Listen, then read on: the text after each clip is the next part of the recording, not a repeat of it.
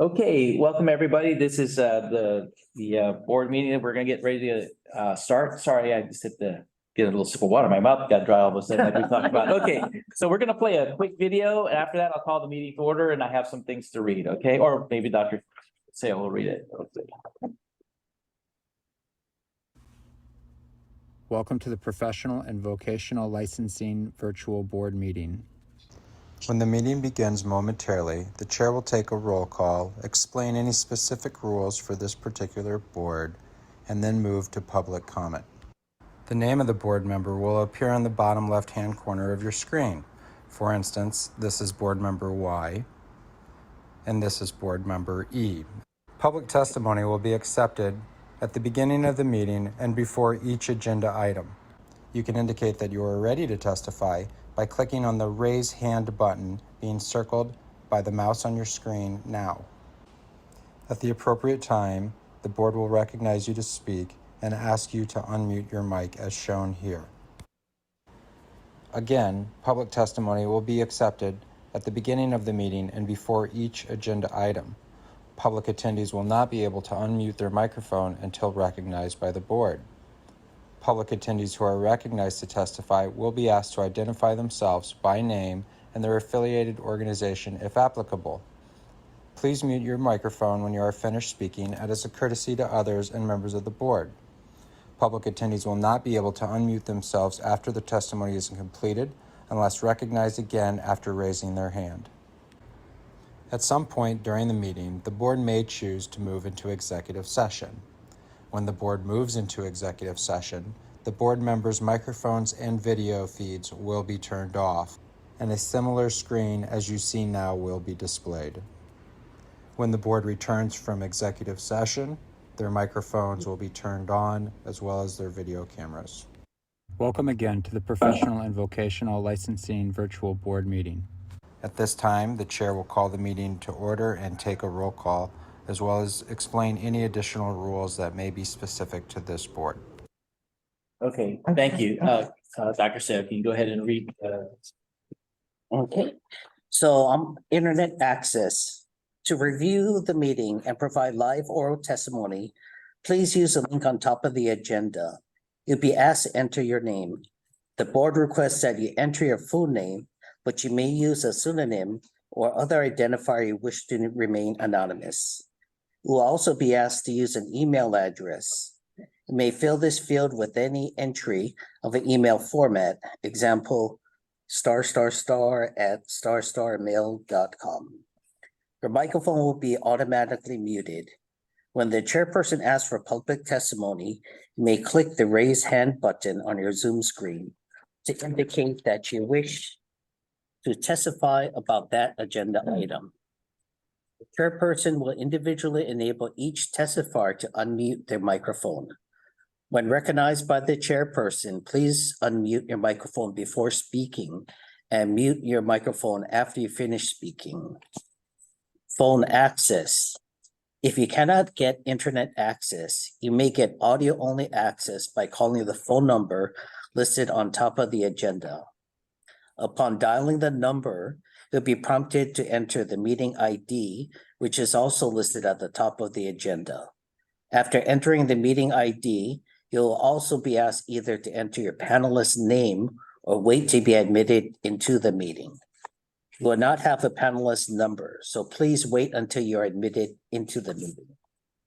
When the chairperson asks for public testimony, you may indicate you want to testify by entering * then 9 on your phone's keypad. After entering * then 9, a voice prompt will let you know that the host of the meeting has been notified. When recognized by the chairperson, you may unmute yourself by pressing * then 6 on your phone. A voice prompt will let you know that you're unmuted. Once you finish speaking, enter the * then 6 again to mute yourself.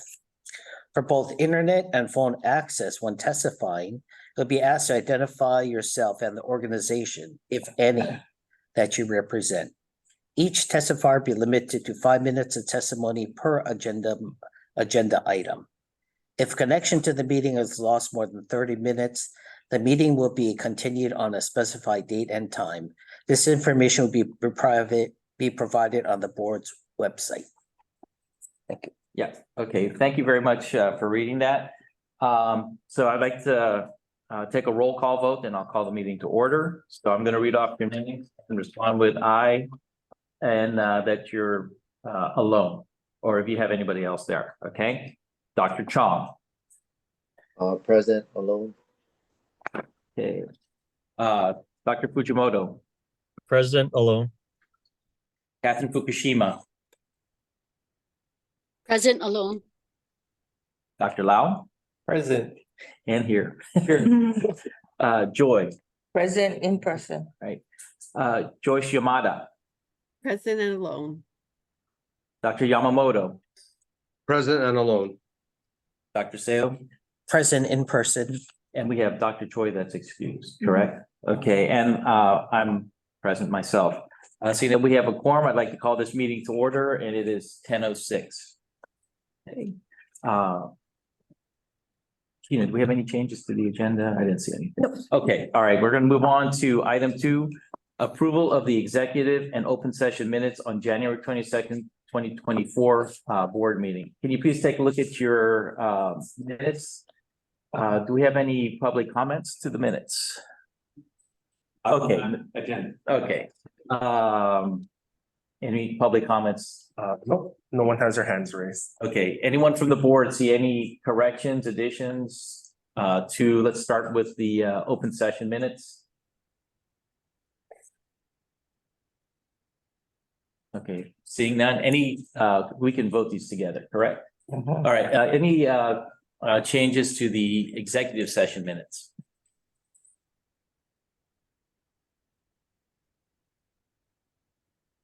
Seeing none, let's go ahead and take a vote to approve the executive session minutes and open session minutes from January 22nd, 2024. Are you making the motion? Oh, I'll make a motion to accept the minutes, excuse me. I just need a second. Joy second. Okay, all right, all in favor, raise your hand and say aye. Aye. Aye. Aye. Okay, all nay votes? No votes, okay, seeing that that's good, let's move on to item 3, scope of practice. Do you want me to clear this up, or do you want me to go ahead and open this? I can give some context. Okay, we're gonna move on to 3A, multiple email inquiries requesting clarification on requirements for supervision of dental hygienists treating patients of record.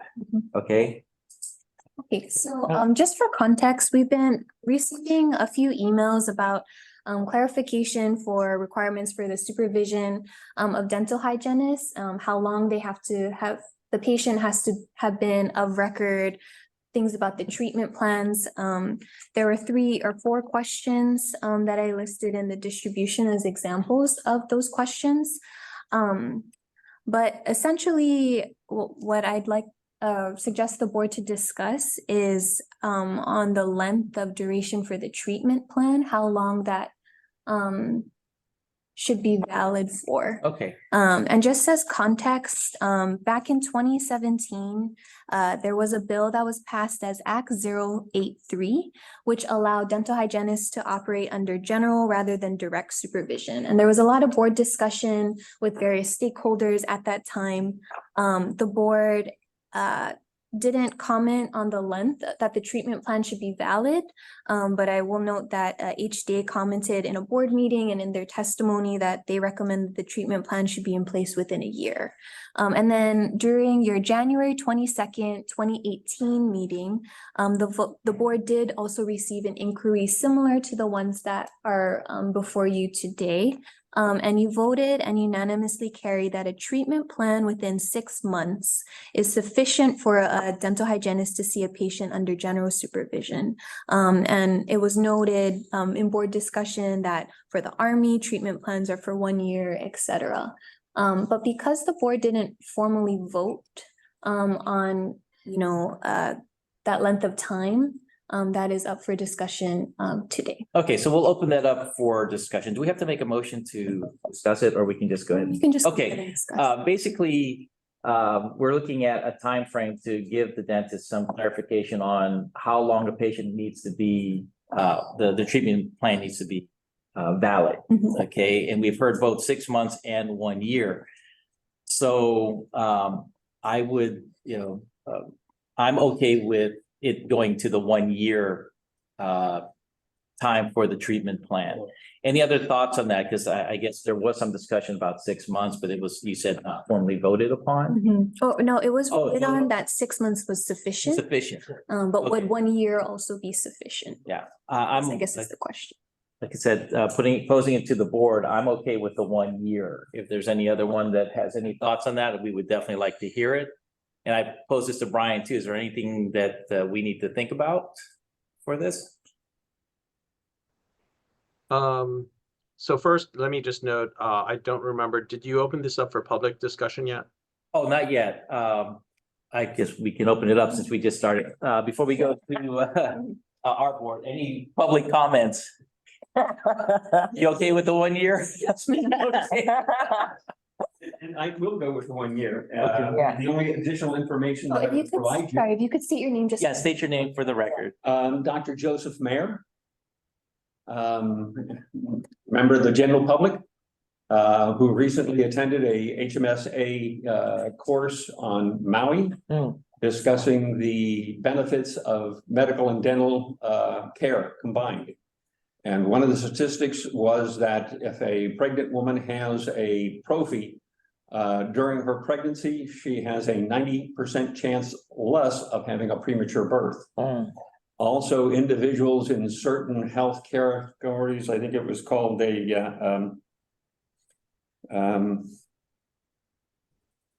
can't remember the name of the syndrome, medical syndrome. But if they had 3 of 5 conditions, which was high blood pressure, obesity, diabetes, cardiac conditions, something else, if they had a prophy within a year prior to being admitted into a hospital, they had an 85% less chance of developing post-surgical pneumonia. So for those reasons, I highly recommend the 1 year time period. Thank you for your time and attention. Thank you. Okay, so let's go back to the board. Any other comments? Again, I'm in favor of doing the 1 year. So Is there any reasoning around the 1 year? Is that just common practice or? it's common practice. You want a valid treatment plan. That's the way we look at it. And then most other treatments, okay, I do root canals for a living, so I want a valid treatment plan and that the patient has been screened. This, the closer to when I do my treatment, the better, but we know long treatment plans for general dentistry can, it can take a year to complete treatment. So 1 year seems to be valid, so you can get enough treatment done. That's my rationale to that. And we look at patients too, when you're treating, you want them to come at least on an annual basis for examination. Yeah. All right, any other one, online, any comments, additions, because we can't put this to a vote today. So if there's any other discussion, we can have someone make a motion to vote on 1 year or 6 months. It looks like 1 year seems to be the way we want to go. And just to clarify, again, why we're discussing this, so, and for the general public as well. So in HRS 447-1F, all dental hygienists must be supervised. And then there's other sections in our HRS and our HAR that specify if this has to be general or direct supervision.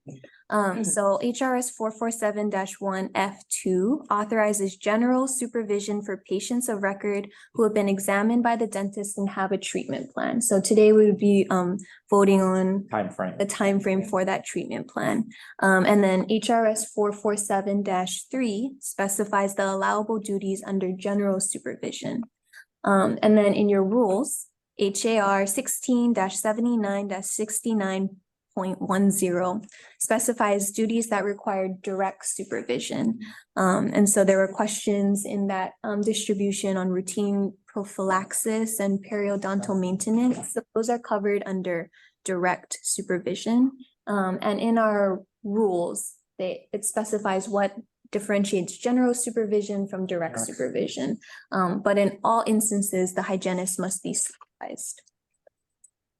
Okay, I just need a motion to make it 1 year. Anyone want to pose the motion? Joyce, so moves to make a motion to make the 1 year Treatment plan. Yeah. So Treatment for plan to be current for 1 to year, be, okay, within the year. within the year. Yeah. Should we say 12-month period, or do you want it to be a year? Yeah, 12 months would probably be. 12-month, but, Sure. okay, so make it 12-month. Mhm. Okay, So can you have it as her? And then I just need a second for the motion. Andrew Zale, second. Okay, all in favor, raise your hand and say aye. Aye. Aye. Aye. Aye. Any nay votes? Or no, or recusals or abstentions? Seeing none? Okay, you can put that out. okay. All right, let's move on to 3B, email inquiries regarding the duties of dentists to provide patient records upon request. I'll turn this back over to you so you can give a little, Mhm. first, any public comments for item B, email inquiries regarding duties of dentists to provide patient records? Nope, anyone on? Online, we do not have any, Okay, recents. all right, let's go to the board. Or we'll have Sheena give us some information about this, but remember, this is also going through our rules right now. So the rules committee is pretty much handling this. Yeah, that's good context. Thank you, Dr. Guevara. So the following questions were sent to the board regarding the duty of dentists to provide patient records upon request. So what is the duty of a licensed dentist to provide a patient's records to the patient upon the patient's request? And then number 2, what about the duty of a dentist who retires to provide a patient's records to the patient upon the patient's request within a few months of the office closing? So as Dr. Guevara stated, the rules PIG can discuss this further about dental record retention, because we don't actually have anything specifically in our laws and rules around that time frame. However, in your HRS 448-17, in the section for refusal, revocation, suspension, and administrative penalties, B15 does say that something that would justify or give the board authority to take action against the licensee would be 15, conduct or practice contrary to recognized standards of ethics of the profession as adopted by the American Dental Association or the Hawaii Dental Association. So the board has a copy of the ADA Code of Ethics, and in section 1B, there's a section on patient records, and part of it states that upon request of a patient or another dental practitioner, dentist shall provide any information in accordance with applicable law that will be beneficial for the future treatment of that patient. And there's further advisory opinions in section 1B1 on that. And then additionally, HIPAA guidance grants patients the right to release their dental records to themselves or designated parties. So yeah, would suggest that the rules PIG include that, but actually seems to be pretty straightforward that the dental licensee must provide the records. I think this is more right now for just the information to give us, because hopefully this will go through PIG and then through the rules committee, so we will have something on board. We've been trying to do this for a while now, even back when Sandra was our EO. She actually wanted to get this rolling, because we've been using things from medical boards and other states, but we actually don't have anything on our statutes. So we'll let the PIG and the rules committee handle most of that. And for the second one about a dentist who's retired and didn't sell their practice, or they just have their records, we just probably recommend that they follow HIPAA guidance for now. Did you want to bring up about the accountant that was? Oh, it's okay. No. It's okay. So this doesn't need a board vote, but I'll just advise the inquirers to reference the HIPAA and the ADA guidance for now. And then hopefully, again, back to the rules committee, because we have things that will deal with pediatric charts. So Dr. Seo and his committee will let us know more about that. Okay. All right, let's move on then. Sounds cool. All right, let's go on to 4, old business. A, this is from credits, February 21st, 2024, letter to the State Dental Board, reference position on dental compacts. You know, you have the information, but it's just for information too, okay? Again, just an FYI. So as a reminder, we've been discussing the issue of dental compacts for the last few meetings. We had representatives from the 2 different compacts, the AADB compact and the CSG compact, come and present, and the board's gotten some good information. Just Sure. catch up. Any public comment? Again, this is just information since any public comment on the, Online. Yeah. There's okay, go ahead, just introduce yourself again. Yes. Sorry. Dr. Joseph Mayer, general public. My only question in regards to dental compact is, how is it applicable to the state of Hawaii at this point in time? So, so right now it's not, in the sense that neither compact has been enacted. So the compacts, the CSG one requires, 7 states to participate before it can take effect. And just for the board and the public's information, Washington, Iowa, Wisconsin, and Tennessee have adopted the CSG compact, but again, they need 7 in order to formally be enacted. And the AADB compact requires 5. But no states have officially signed the AADB compact yet. Mississippi and Ohio and Louisiana have given support, but they haven't officially enacted legislation. So as far as board discussion goes, the board is gathering information, but the board won't officially opine on anything until it comes before the board as legislation that's proposed by the legislature. And so far this session, there's been nothing on dental compacts. Thank you. Okay, back. Again, as Chair Guevara stated, the board received the letter that you have for February 21st, 2024 from the Central Regional Dental Testing Service, or credits, regarding their position on dental compacts. And just to summarize, the letter stated that credits is not opposed to compacts in general. However, they cannot support either the CSG compact nor the AADB compact as written, as they believe neither compact provides for the best interests of the dental profession nor the safety and welfare of the public.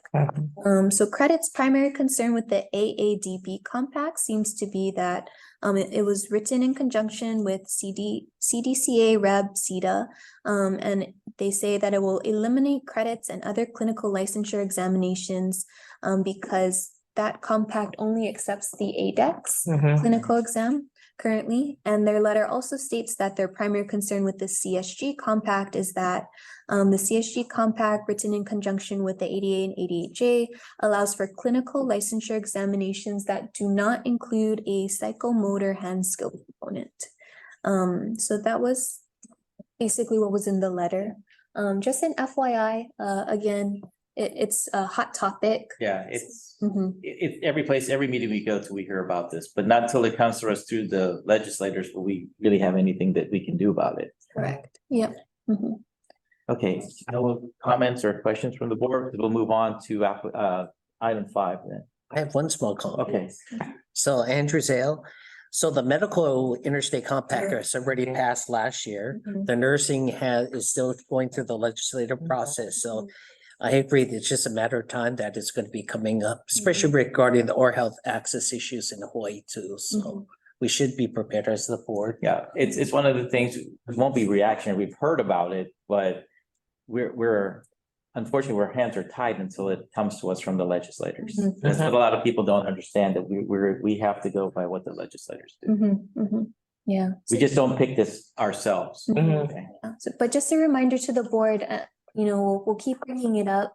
Do keep it in the back of your mind, what you feel about dental compacts in general, and then if you prefer either of the 2 compacts that are the current options, because once it comes to legislation, the board will have to take a stance. Take a stance.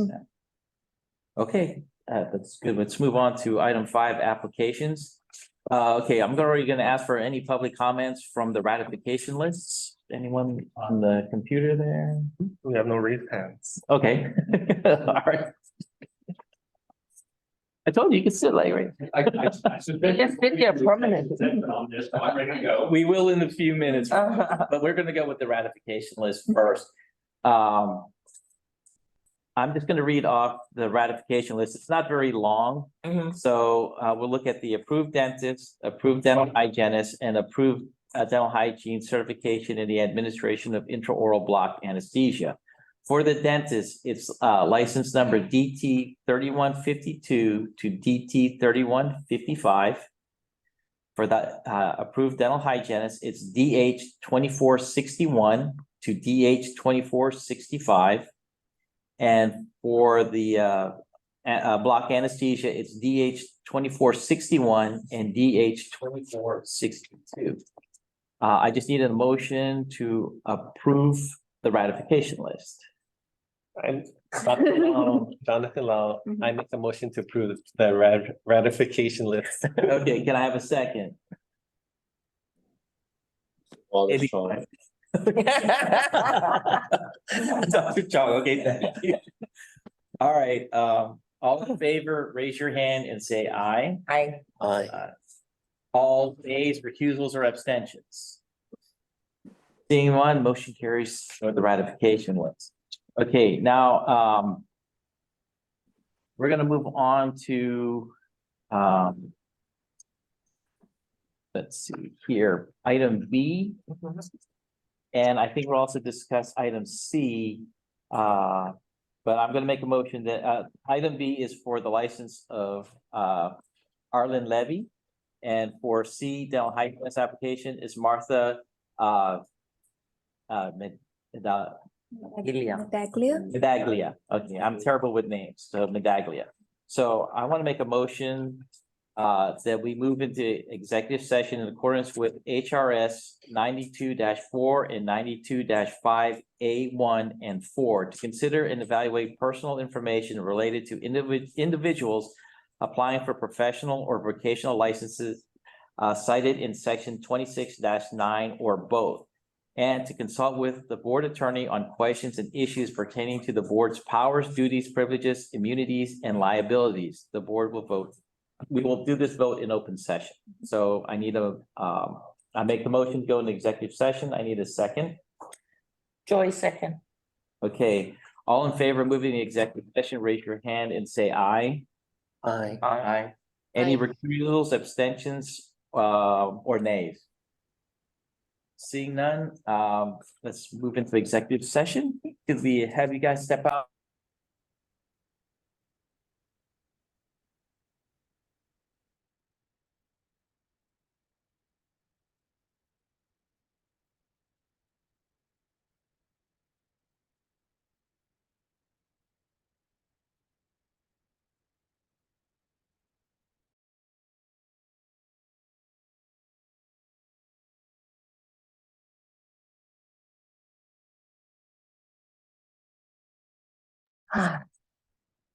Hello, Dr. Levy. We see that you are on Zoom in open session. So the board just moved into executive session, but we will be calling you in. So I will be calling the number that we have on file for you in just a moment. So please stand by for that call. Thank you.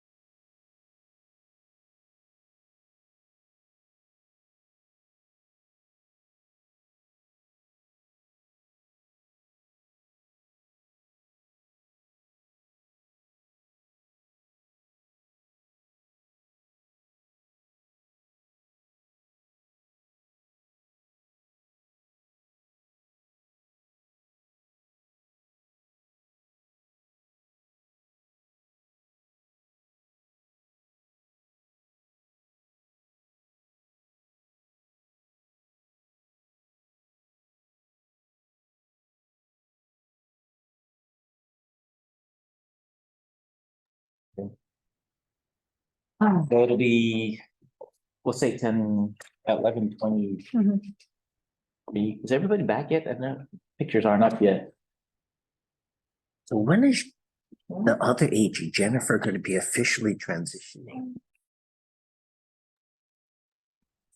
Is that the Actually, other? Jennifer was gonna do this meeting, but you asked me the question first, so it just kind of went on from there. Actually, Jennifer is the is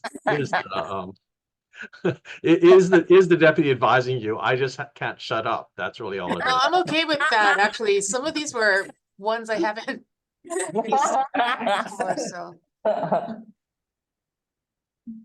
Hey, Brian, the last, when you were online, I saw, the background looks like a Japanese, tea house. Is that your house? Oh no, that's my office. It's Oh. so messy. It's Oh, look like a Japanese tea house. it does, doesn't it? But yeah, no, it's Looking and looking, I said, oh, looks like a tea house. We're just waiting for Dr. Fuji. Joyce and Dr. Fujimoto, are you there? Yeah, my video's disabled. Oh, You guys don't want to see me. Fine. As long as we know you're there, how about? and There, Joyce. Okay. Okay, we got everyone back, so we've opened the door back up for Okay. it's a public, okay. I'm gonna call the meeting back to order, so I'm gonna take a quick roll call vote to make sure everyone is back, and then we'll continue on. So let's go back to the list so I don't miss anybody. Okay, Dr. Chong. Present alone.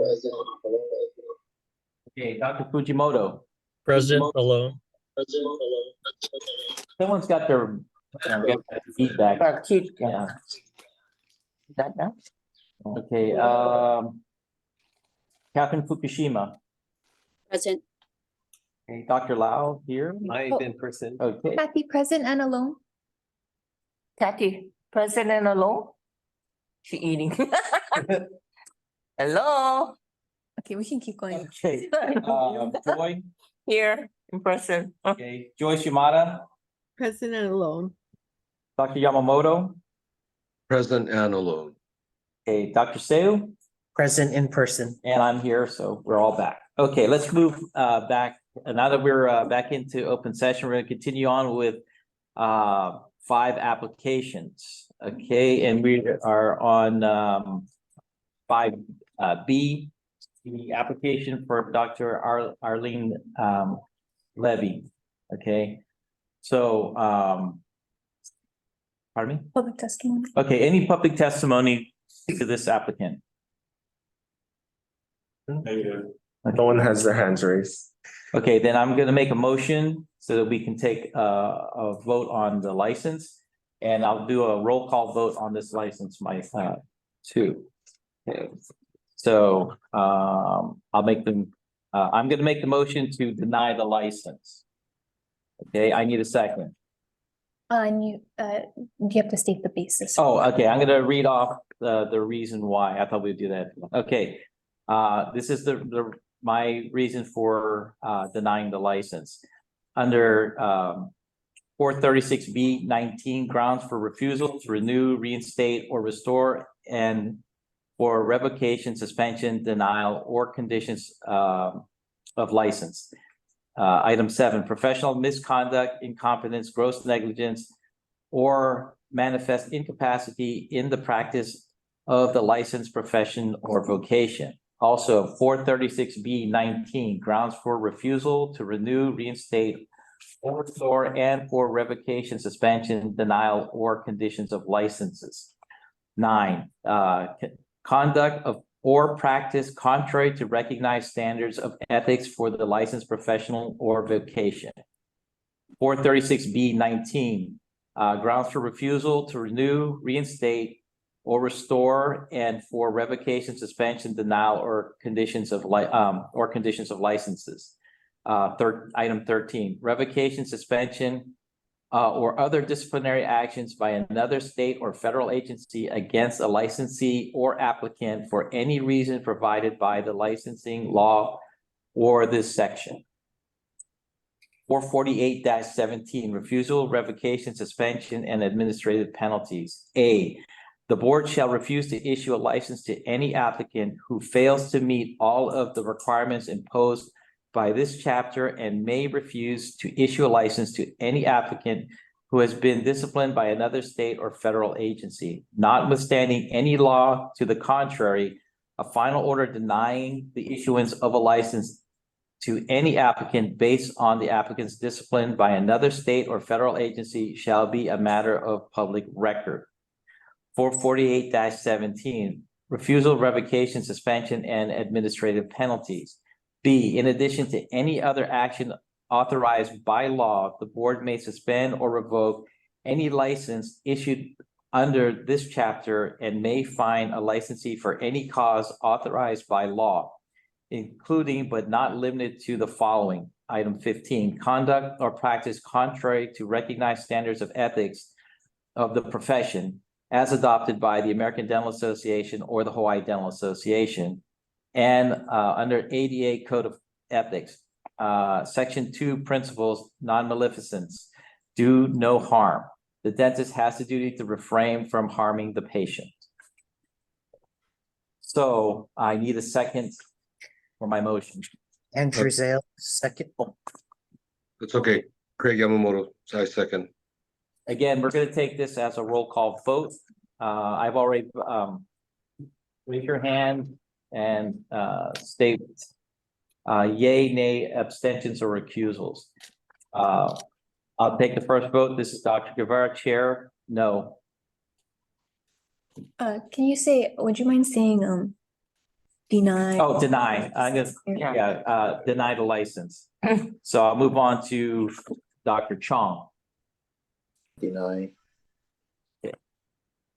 Dr. Fujimoto, Deny. Captain Fukushima, Deny. Dr. Lau, Denied. Joyce Shimabuku, Deny. Joyce Yamada,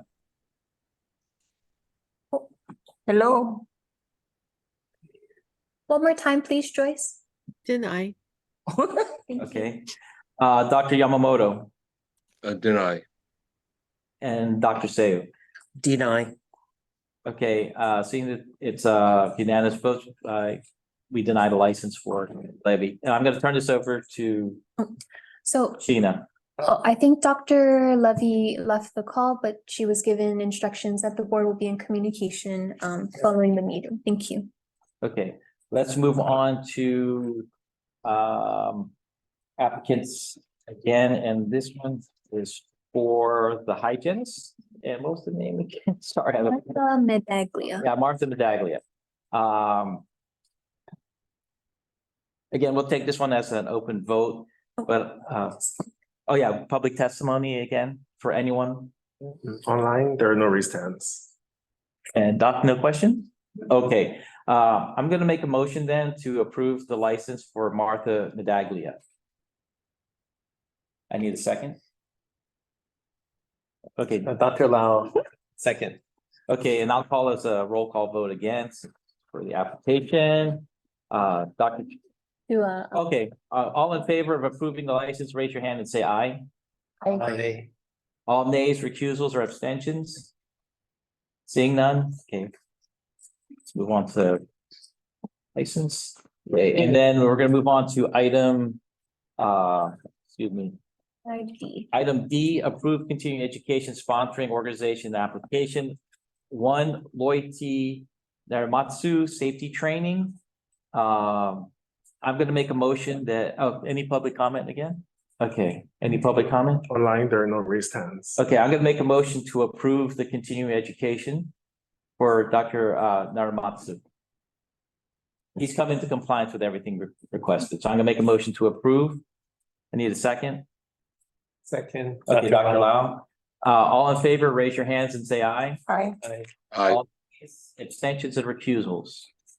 Seeing none, Okay. Motion carried. let's move on to 6, executive officer's report. 2024 legislative session. I'll turn this over to Sheena. Okay. Just more information. Thank you, Chair. So 6A 2024 legislation, I just wanted to report to the board that we're about halfway to the 2024 legislative session. So in general, bills that are still alive have now crossed over to their opposite chambers. So the House bills have crossed over to the Senate bills have crossed over to the House. And just to report to you, there were two bills that the board opined on that I've been testifying on your behalf in support. Those were those two bills on dental hygiene that the Hawaii Oral Health Coalition presented, authorizing dental hygienists under general supervision of a licensed dentist to perform preventative dental sealant screenings and apply dental sealants on certain individuals in school-based oral health programs. So there's two bills, House Bill 1777. It's in House Draft 1. Relating to dental hygienists. So again, you voted to support this bill at your January 2022-2024 meeting. Again, I submitted testimony on your behalf in support, and it was heard by the House Committees on Health and Homelessness and the Consumer Protection and Commerce Committee, and it's now crossed over to the Senate. Senate Bill 2476 has gone through the Senate unamended. And you voted again to support this bill at your last meeting. Again, you submitted testimony on your behalf in support. It was heard by the Senate Committees on Education and Commerce and Consumer Protection, and it's crossed over to the House. And I believe SB 2476 is also scheduled for its first hearing in the House tomorrow. So I'll continue to testify on your behalf. Nothing's changed substantively for you to discuss, and I'll give another report at our next board meeting. The last bill on the agenda is HB 2744, House Draft 1 relating to oral health.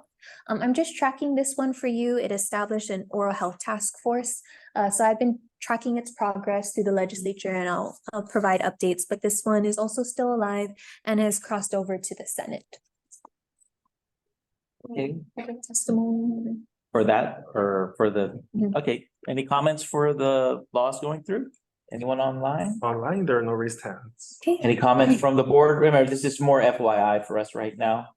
Just tracking. Okay. Okay, let's move on to B, continuing education, CE waiver extension, and it's been posted on the website. Yep. Okay. So just a reminder that at your last meeting, January 22nd, 2024, the board voted and unanimously carried to extend the blanket waiver through December 31st, 2025 for the acceptance of CE courses completed through virtual means, but this time with certain stipulations.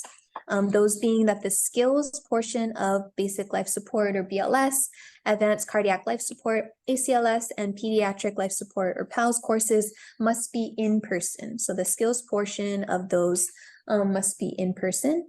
And you also provided that all virtual CEs must be held in real time.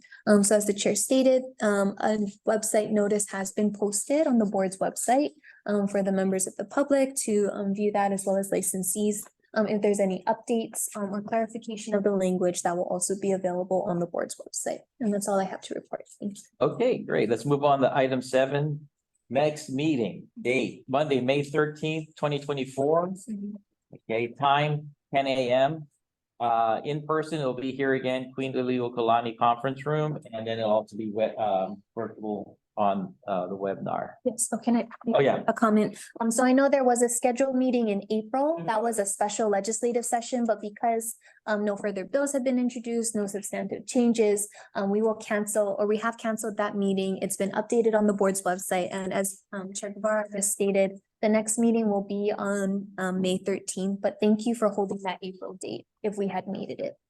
Okay, I'll put this back. Any questions, any other comments from the board out there before we sign here or call for an adjournment?